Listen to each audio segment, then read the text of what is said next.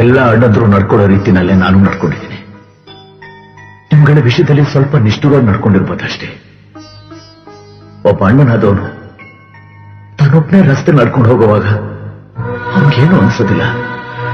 ಜೊತೆಲಿ ತಂಗಿ ಇದ್ರೆ ಅವನ ನೀವೆಲ್ಲ ಕಣ್ಣಾಗಿರುತ್ತೆ. ಯಾಕೆಂದ್ರೆ ಬೇರೆಯವರ ಅನಿಷ್ಟ ದೃಷ್ಟಿ ತಮ್ಮ ತಂಗಿ ಮೇಲೆ ಬೀಳ್ಬಾರ್ದು ಅಂತ. ಪ್ರತಿಯೊಬ್ಬ ಅಣ್ಣನಿಗೂ ತನ್ನ ತಂಗಿ ಇನ್ನೊಬ್ರು ಮನೆ ಬೆಳಗೋ ದೀಪ ಇದ್ದಾಗೆ. ಆ ದೀಪನ ಆ ಮನೆ ಸೇರಿಸೋವರೆಗೂ ಪ್ರತಿಯೊಬ್ಬ ಅಣ್ಣನು ಅದನ್ನು ಆರ್ದಿರೋ ಹಾಗೆ ತನ್ನ ತೋಚಿದ ರೀತಿಯಲ್ಲಿ ರಕ್ಷಣೆ ಮಾಡ್ತಾನೆ,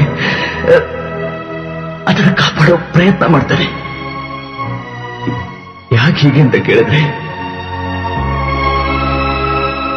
ಯಾವ ಅಣ್ಣನಿಗೂ ಗೊತ್ತಿಲ್ಲ. ಬಹುಶಃ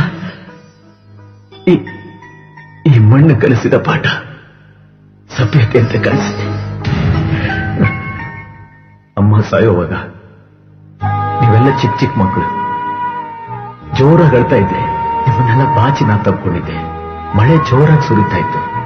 ಆದ್ರೆ ನನ್ನ ಕೈ ಮೇಲೆ ಬಿದ್ದ ನೀರು ಮಾತ್ರ ಬೆಚ್ಚಗಿತ್ತು. ಯಾಕೆಂದ್ರೆ ನೋಡ್ತೀನಿ, ಅದು ನನ್ನ ಕಣ್ಣಿಂದ ಬಿದ್ದ ನೀರು. ಆ ಮಳೆಗಿಂತ ಈ ಮಳೆನೇ ಜೋರಾಗಿತ್ತು.